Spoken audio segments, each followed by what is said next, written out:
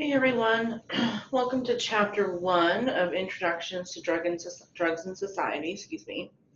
I just want to begin this lecture by letting folks know that although the textbook has a lot of great information, and I think that it's certainly relevant to this class, I don't know that it's the best textbook, and so I'm going to have additional resources and additional discussions within these lectures that might not be in the book. As I said in the intro video, as well as in the syllabus, you are going to need to watch these lecture videos and read the chapter in order to pass the quizzes. So please make sure that you're able to do that. And again, as I mentioned in the introduction video, if there's weeks where you can't actually sit down and watch the lectures, that's okay. Just make sure you listen to them. Okay, so who uses drugs? So something that we're going to talk about a lot in this class is the linkages between biopsychosocial factors and substance use. If you're unaware of biopsychosocial, so that means the biological, psychological, and the social, so the society. Okay, and how those things impact who uses drugs. We are going to deep dive into that and really get to the root of the difference between folks who become addicted and those who don't. So stay tuned. That's going to come, I think, next week, but we are going to briefly touch on that today. Anywho, drug use is prevalent across all occupations, social classes, income levels, age groups, and many cultures. And while nobody's immune to substance use, we know that the rates of substance abuse are much higher in communities of poverty. Okay, communities, it's really has to do with scarcity. Okay, and we're going to unpack that trauma. Scarcity is a trauma. We'll unpack that a little bit later. So there are four major factors that influence substance use. So as we said before, biological, genetic, and pharmacological factors. So we're talking about genetic predispositions, so how that's passed on intergenerationally, which again, we will explore. We are also going to talk about biological implications, which I'll unpack in a second, as well as pharmacological factors. So this could be involved in the prescribing of certain types of medications. Okay. There's also cultural factors. So how does the family, or how does the society, more the family, so how does our family or our culture view substance use, right? So if we have a family that's very much so anti-substance use, that could lead us a variety of pathways, right? We tend to see in populations that are very black and white, as in substance use is all bad. Of course, we know that there are also substance misusers and abusers in those subcultures. And we also know that in cultures where substance use is widely accepted or appropriate, we see that there as well.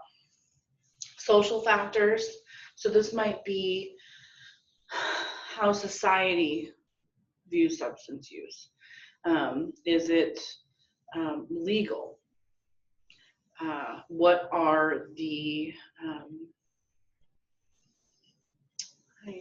what are the implications of substance use in society, right?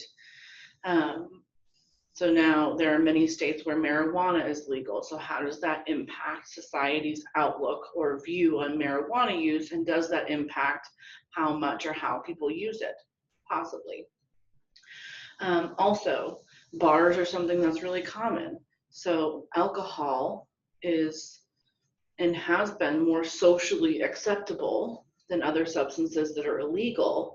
And just a fun fact, alcohol is one of the most dangerous substances on the planet. Okay, we'll talk more about that. Also contextual factors. So for example, do we have peers that use substances? Is there a lot of poverty in our area? Are there after-school programs available?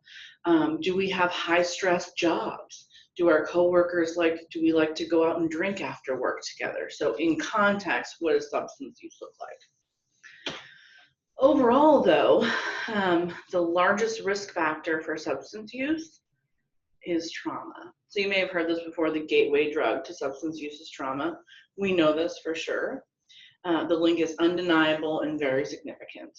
And we are going to explore a little bit of that now, but again, we're actually going to talk about the neurobiology of trauma and addiction either next week or the week after. So what we know, SAMHSA conducted a study on information gathered from community mental health and private mental health agencies. And what they found was 75% of folks being treated for substance use disorders reported a substantial trauma history.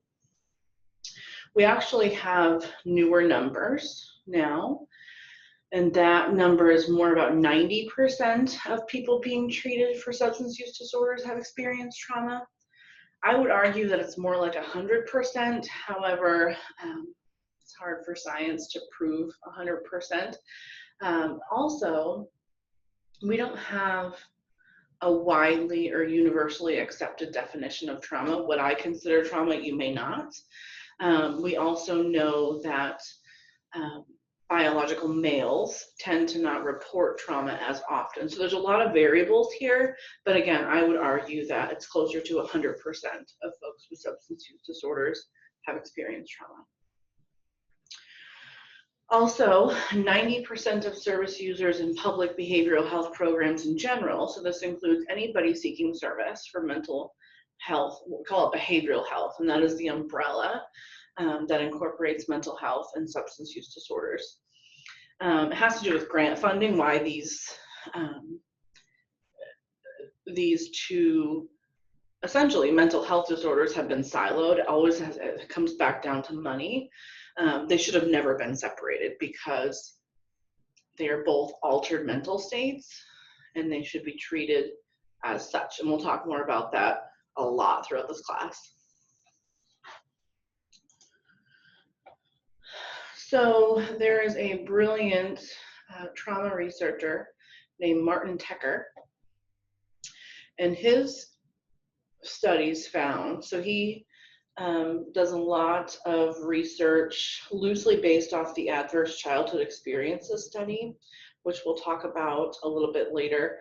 But his research found that if adversities in childhood, so traumas in childhood, so this includes physical, sexual, emotional neglect and abuse, witnessing domestic violence, the loss of a parent due to death, incarceration, or divorce, or having a parent with a mental health diagnosis or substance disorder. So that's what we mean by adversities.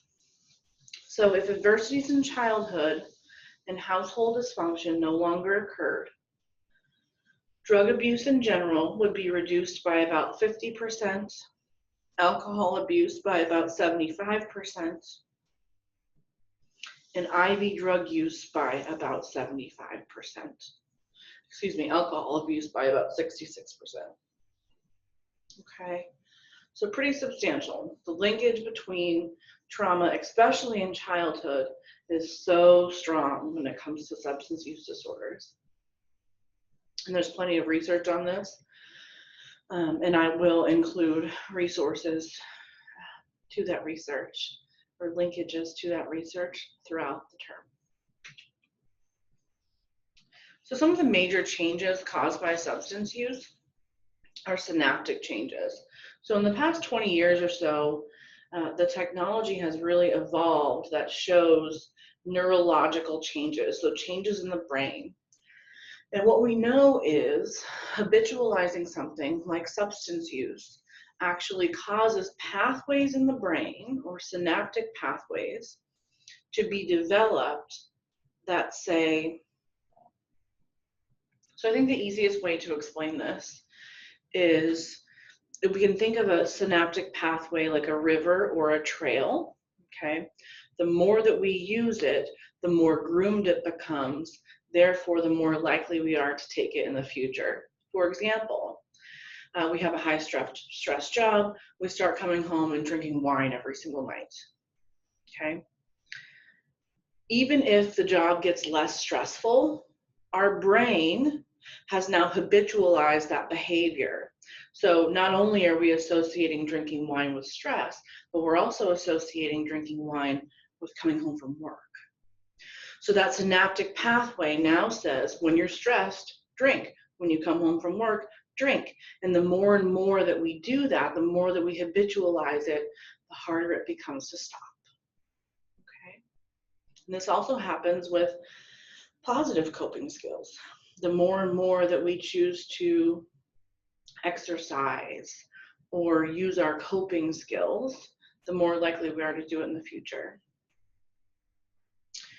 Also, and we'll unpack this more again when we talk more about trauma, substance use hijacks the reward pathway. So the reward pathway is a system in the brain that releases dopamine, causes euphoria when we do something that's rewarding. Okay, so evolutionarily, this makes sense. Evolutionarily, the reward is for survival. So that might look like sex, right? Sex is supposed to be pleasurable, although it might not be for all of us. Food, water, safety, and winning.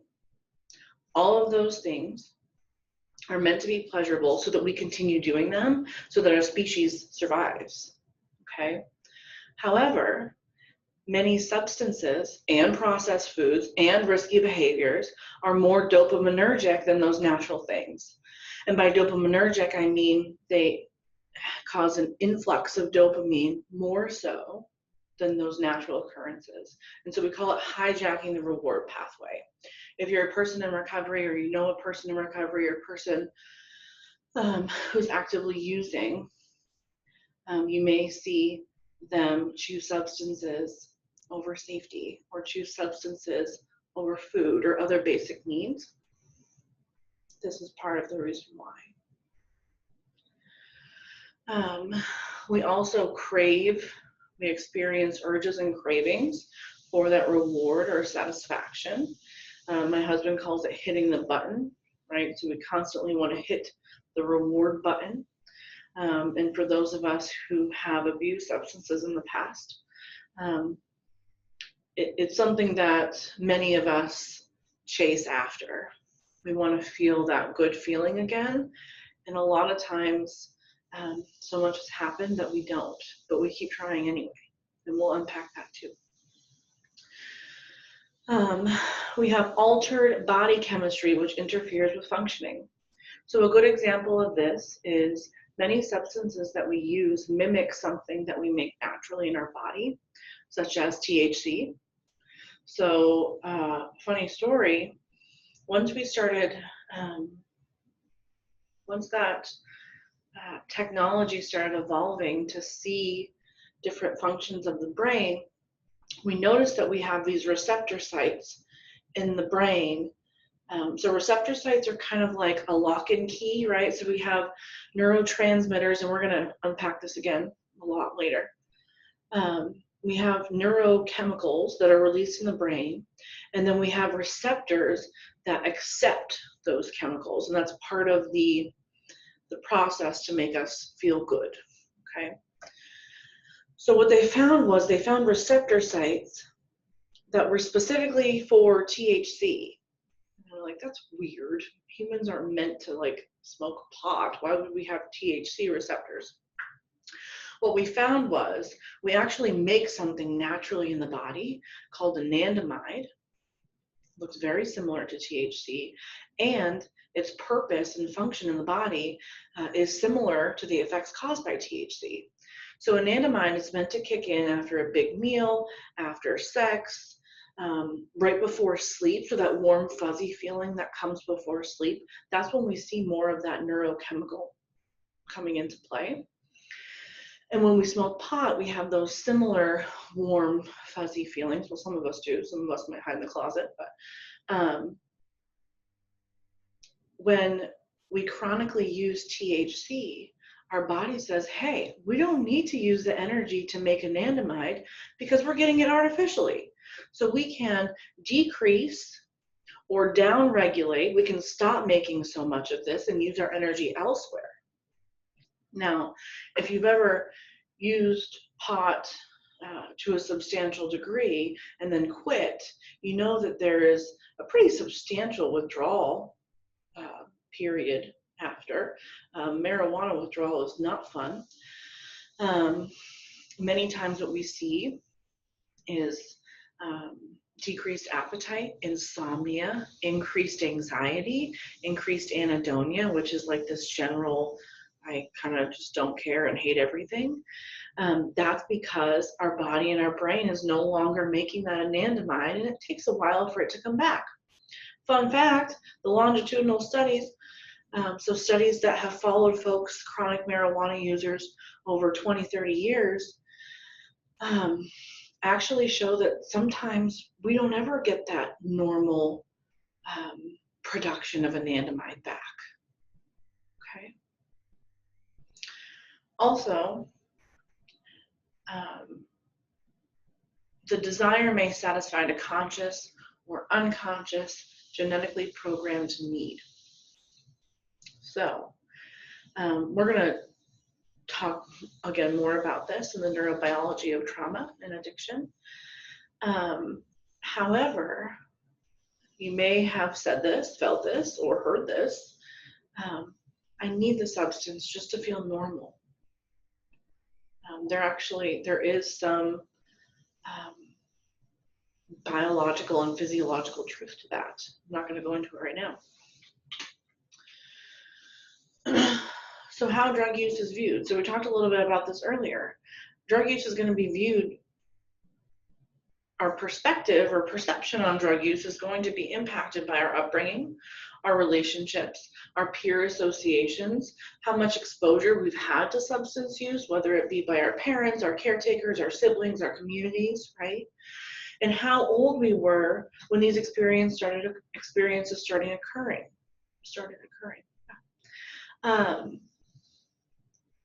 Keep in mind too, like the younger that occurs, our brains aren't developed, okay? We'll talk more about this again in the neurobiology piece, but if our brains aren't fully developed and critical thinking isn't occurring, the way that we view substances or the way that we're taught to view substances is going to look very different than if we were exposed to it later on in life.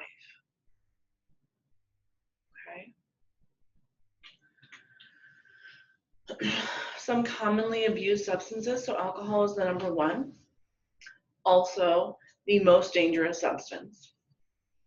Nicotine, number two. Alcohol and nicotine are the two substances that kill folks the most. Okay, whether this is accidents under the influence caused by alcohol, alcohol-related death, which we'll talk about more in chapter 7, 8, and 9. Nicotine, I think I read something recently, if you're a chronic nicotine user, you have an 80% chance of dying from a smoke-related death, nicotine or tobacco-related death. This is whether you chew or smoke. Prescription drugs are a close second or third, to alcohol and nicotine. Stimulants, and now we start getting out of the prioritization, if you will. Stimulants, so this is your amphetamines, your methamphetamines, cocaine, bath salts, okay. Hallucinogens or psychedelics, so this is peyote, psilocybin, LSD, those types of substances. We might also do a little bit of exploration into ayahuasca and ibogaine in this class, which is being used to treat trauma, treatment-resistant PTSD and that kind of thing, which we will discuss. Also could be a fun term paper topic. Depressants, so These are tranquilizers. Alcohol is a bit of a depressant. It's kind of both, like a stimulant and a depressant, which we'll talk about later. Benzodiazepines would be under this category, as well as prescription drugs. Cannabis, steroids. We're not going to talk too much about that in this class, but we'll touch on it a little. Inhalants or organic solvents, and narcotics and opiates. We are definitely going to talk quite a bit about the opioid epidemic. We're also going to have conversations about what we call process addictions. They work pretty similarly in the brain to substances. So we're going to be looking at impulsive, compulsive behaviors, right? So gambling, excessive spending, sex, risky activity, self-harm, that kind of thing. We consider these process addictions. So you can be addicted to more than just substances, and many folks are. Something I forgot to add on this list that's a really common one is eating, especially processed foods. And we will explore that to some degree as well.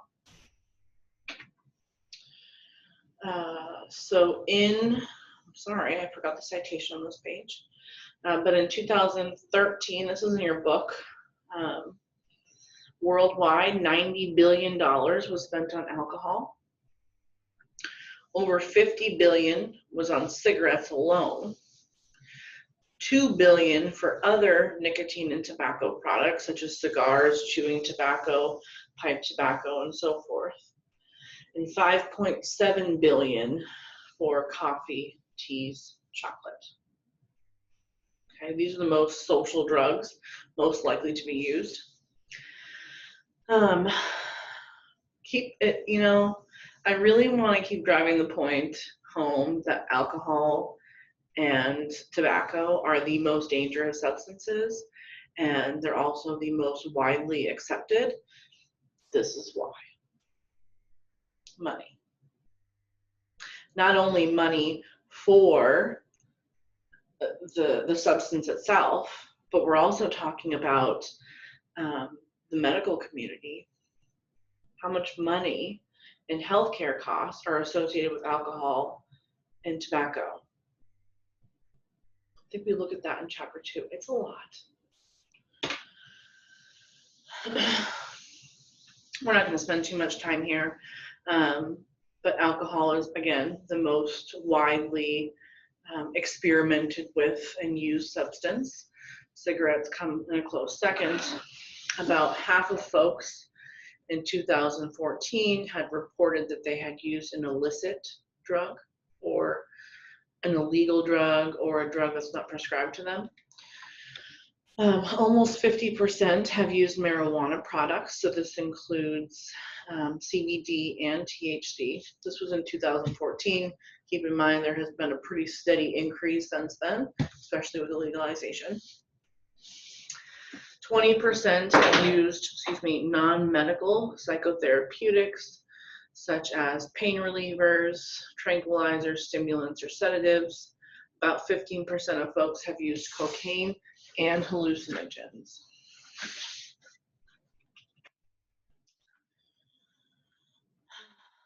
So, folks in the 18 to 25 age range report the most illicit drug use.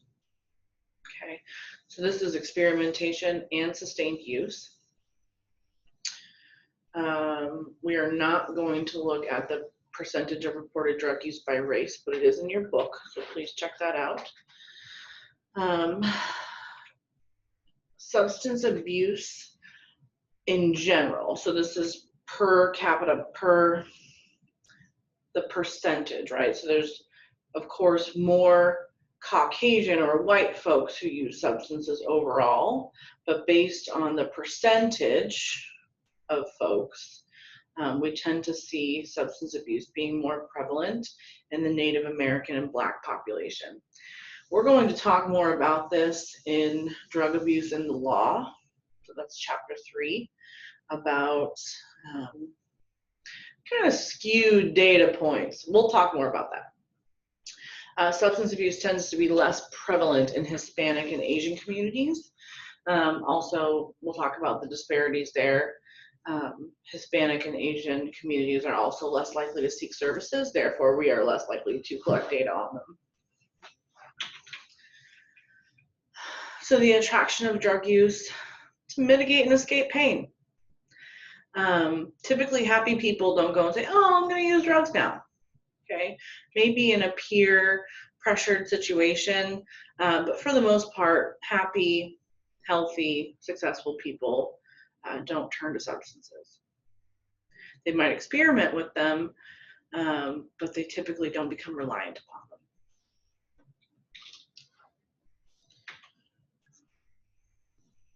What leads to drug abuse? So we talked about trauma being the #1 risk factor, which we'll explore more later. Also, accessibility is part of this too. Can I even get the substance?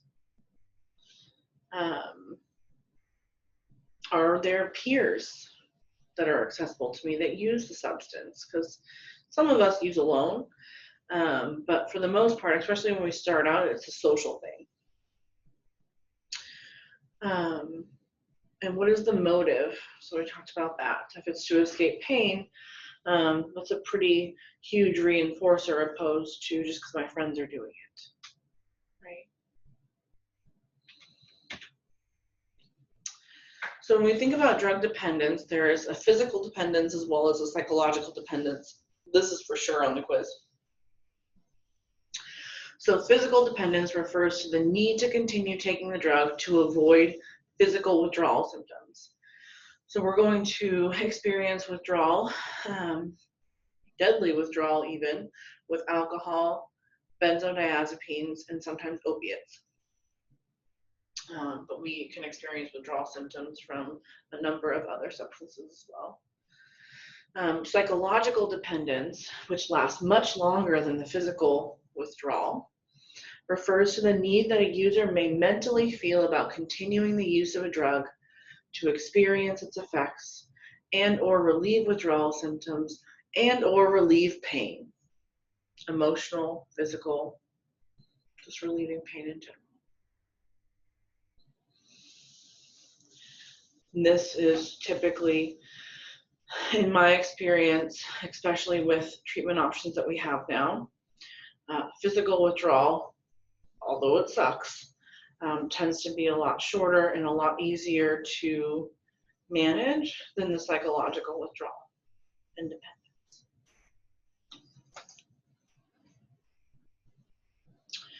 So kind of how drug dependence plays out. So initially, we're seeking relief. Again, this peer pressure may lead us to, experimentation. But for many more of us, it's going to be for relief. Then we tend to start developing intolerance, right? So we need more to get the desired effect. We become preoccupied with using the substance, obtaining the substance, recovering from the effects of the substance, all things the substance or process. Then we become dependent upon it. Now we need it, okay? And this might be a psychological need or a physical need. And then we can experience withdrawal if we don't have it. And this can also happen with process addictions. We can have withdrawal from them.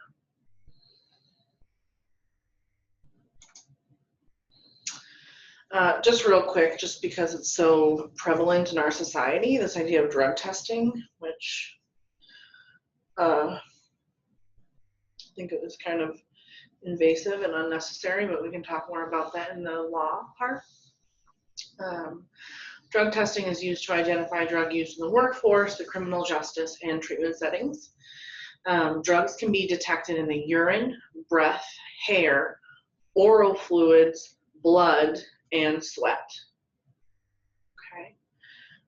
Some substances, maybe not.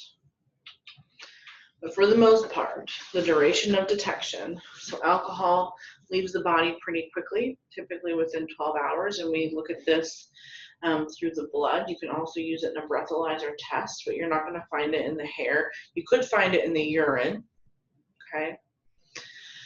Amphetamines tend to last 24 to 72 hours, as well as cocaine and opiates. THC, anywhere from 24 hours to 3 weeks. However, with the high potency of marijuana these days, I've seen folks with it in their system for 3 months. Okay. Some of the key terms that I really would like folks to explore in the text, because they will be somehow involved on the quiz. The definition of a drug, psychoactive drug to be more specific, the central nervous system, addiction. So you're going to find a couple different definitions or lenses to look at addiction through within the text, so be familiar with those. Withdrawal symptoms, licit versus illicit, the difference between drug misuse and drug abuse, and drug addiction. Okay. And that is it.